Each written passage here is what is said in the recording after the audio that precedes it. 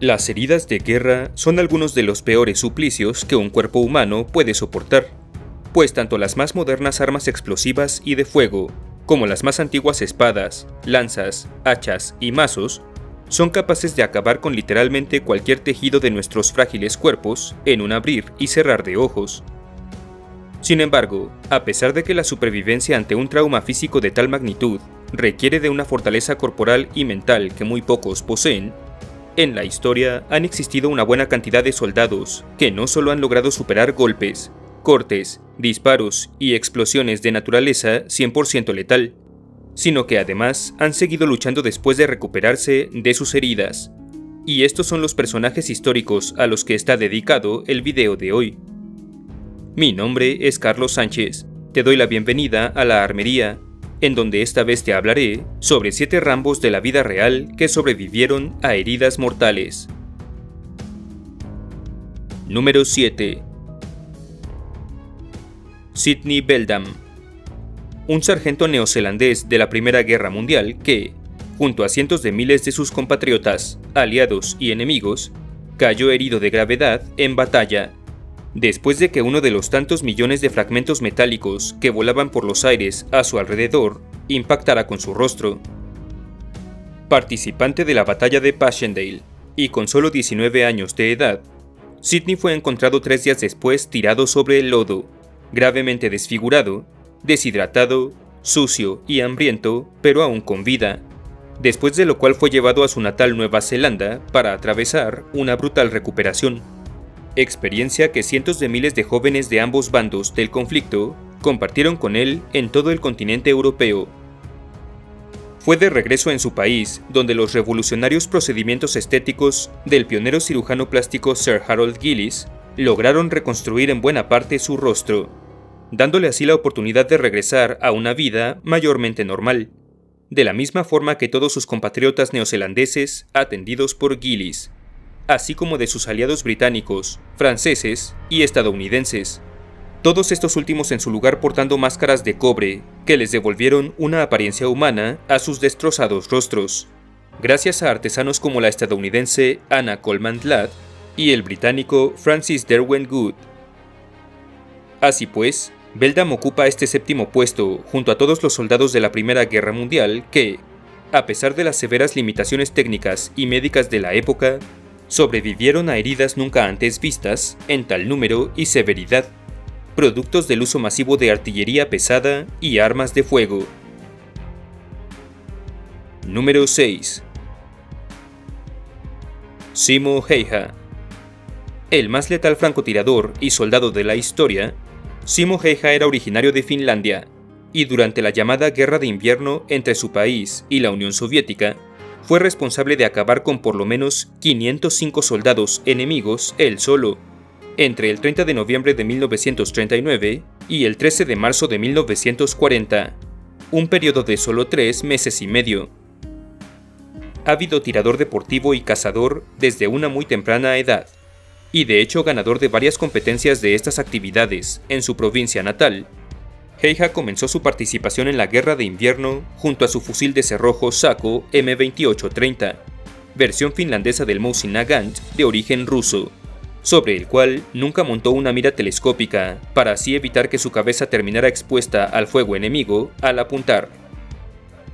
Acostumbrado también a llenar su boca con nieve para no exhalar vapor que delatara su posición, este francotirador finlandés fue finalmente sacado de acción el 6 de marzo de 1940, cuando una bala explosiva del enemigo impactó en el lado inferior izquierdo de su mandíbula, dejándolo inconsciente y severamente herido. Dado por muerto y colocado con otros soldados caídos en una tumba expuesta, Simo Häyhä despertó 11 días después, para comenzar un tratamiento médico de reconstrucción de su rostro que, después de 26 cirugías en un periodo de 14 meses, lo dejaría sano, pero físicamente marcado de por vida y con agudos dolores durante años. Número 5. Blas de Leso y Olavarrieta. Un destacado almirante de la Armada Española del siglo XVIII, famoso en su país natal tanto por su impecable brillantez táctica como por su increíble resistencia física. habiendo ganado algunas de las más importantes batallas navales españolas, aún sin un ojo, un brazo y una pierna, todos ellos perdidos en combate. De ascendencia noble y educado en el Colegio de Francia, este español comenzó su carrera militar naval nada menos que a los 12 años, destacándose por su valía y ferocidad en combate en diversas batallas contra el Reino de Inglaterra, hasta que a sus 15 años una bola de cañón le destrozó la pierna izquierda, misma que debió ser amputada. Enfrentado entonces con la decisión de convertirse en asistente de la corte real española o continuar con su carrera militar, Blas de Lezo optó por embarcarse nuevamente en diversos navíos de guerra, nuevamente brillando en combate por su valentía, aunque también por su gran astucia y afinidad táctica. Sin embargo, esto no le evitó perder un ojo a causa de una esquirla de cañón, ni quedar con el brazo derecho inmovilizado al recibir en él un disparo de mosquete, lo que aún así no le impidió seguir luchando hasta eventualmente convertirse en almirante de la flota española, aún a pesar de haber quedado cojo, manco y tuerto a la edad de 26 años. Fue con todas estas heridas que, entre otros logros militares, Blas de Lezo dirigió la defensa del puerto de Cartagena de Indias entre marzo y mayo de 1741, en donde, con 4.000 soldados españoles y aliados nativos, aniquiló casi por completo a una fuerza de 30.000 combatientes y más de 50 buques de la flota inglesa. Número 4. Julián Romero de Ibarrola. Un capitán de los tercios españoles que, desde su adolescencia, ya se había destacado en tal agrupación militar por su gran eficiencia en combate, ostentando para sus 25 años el mando de 1.500 hombres del tercio de Sicilia. Sirviendo más tarde en Inglaterra como mercenario, Julián Romero se hizo célebre durante la batalla de Pinkie-Cloyne contra el ejército escocés, una brutal carnicería después de la cual el capitán castellano fue nombrado caballero de Inglaterra y ascendido a maestre de campo de los tercios. De regreso en la Europa continental, Romero contó con una destacada actuación en la batalla de San Quintín, en la que, sin embargo, tuvo que amputársele una pierna después de recibir en ella un disparo de mosquete, quedando así cojo a la edad de 39 años, lo que aún así no le impidió ser parte de la victoria española y hospitalaria en la defensa de Malta contra el Imperio Otomano en 1565. Victorioso junto a sus tercios también en la batalla de Jemmingen 3 años después, Julián Romero posteriormente perdió un brazo durante el asedio de Mons y un ojo en el asedio de Haarlem en 1572, ambos por disparos de arcabuz, nada de lo cual le impidió recuperarse para después combatir en la batalla de Muck y en los asedios de Alkmaar, Leiden y Sierixe. Este español falleció repentinamente a los 59 años mientras dirigía a los tercios en Italia. Se dice que al caer de su caballo. Número 3. Henry Johnson. Un soldado estadounidense de la Primera Guerra Mundial que formó parte del 369º Regimiento de Infantería de aquel país, la primera unidad 100% afroamericana en entrar en combate en ese conflicto, conocida también como los Harlem Hellfighters. Sufriendo del racismo, acoso y denigración tan comunes en Estados Unidos en aquella época, Johnson y su unidad llegaron finalmente a Francia en diciembre de 1917, 5 meses después de lo cual fueron sorprendidos en la noche por un grupo de asalto de entre 12 y 36 soldados alemanes en el bosque de Argonne. Hallándose de patrulla y viendo a sus compañeros capturados por el enemigo y a su copatrullero Needham Roberts herido de bala, Henry Johnson usó toda su munición, granadas, la culata de su rifle, un cuchillo bolo y sus propios puños para repeler la agresión, acabando él solo con la vida de 4 de sus enemigos e hiriendo a varios otros que finalmente se retiraron,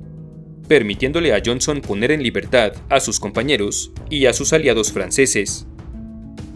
Durante este enfrentamiento, el estadounidense sufrió nada menos que 21 heridas de bala, de corte y de contusión, ninguna de las cuales lo detuvo, acción por la cual le fue entregada la Cruz de Guerra francesa, que lo convirtió en el primer afroamericano en recibir ese honor. Johnson falleció de miocarditis 11 años después, para recibir póstumamente la Medalla de Honor en 2015. Número 2. Raúl Roy Benavides. Uno de los soldados más letales de la historia, pero también más aferrados a la vida, Roy Benavides fue un hombre de ascendencia mexicana e indígena yaqui que sirvió en el ejército de los Estados Unidos durante la Guerra de Vietnam, conflicto en el cual fue víctima de la explosión de una mina que le inutilizó las piernas, permaneciendo por ello 2 meses en coma, para después recibir la noticia de que no volvería a caminar. Benavides pasó los siguientes 6 meses contraviniendo las órdenes de sus médicos y entrenando hasta que, contra todo pronóstico, logró ponerse de pie, después de lo cual inmediatamente se reenlistó en el ejército, aprobó un nuevo estricto régimen de entrenamiento y fue enviado de regreso a Vietnam en 1968. Fue ahí que, al enterarse de la emboscada de 12 de sus compañeros por 1000 combatientes del Vietcong, se lanzó al rescate equipado solo con un botiquín y un cuchillo, para uno a uno evacuar a sus compatriotas bajo intenso fuego de ametralladora y volar en pedazos el equipamiento confidencial que estos habían dejado atrás, al tiempo que eliminaba a decenas de enemigos con un AK-47 capturado, recibiendo en el proceso 37 heridas de bala, bayoneta y metralla, en las piernas, pies, ingles, glúteos, brazos, pecho, espalda y cabeza. Roy Benavides fue finalmente evacuado inconsciente a la base estadounidense y declarado muerto al llegar ahí, solo para despertar mientras era colocado dentro de una bolsa médica y escupir en la cara del doctor que lo hacía. Este literal Rambo de la vida real recibió la Medalla de Honor en 1981, logró recuperarse de todas sus heridas y vivió hasta los 63 años. Número 1. Adrian Carton de Wyatt. Un oficial británico que sirvió con gran distinción a su país durante la Segunda Guerra Boer y ambas guerras mundiales,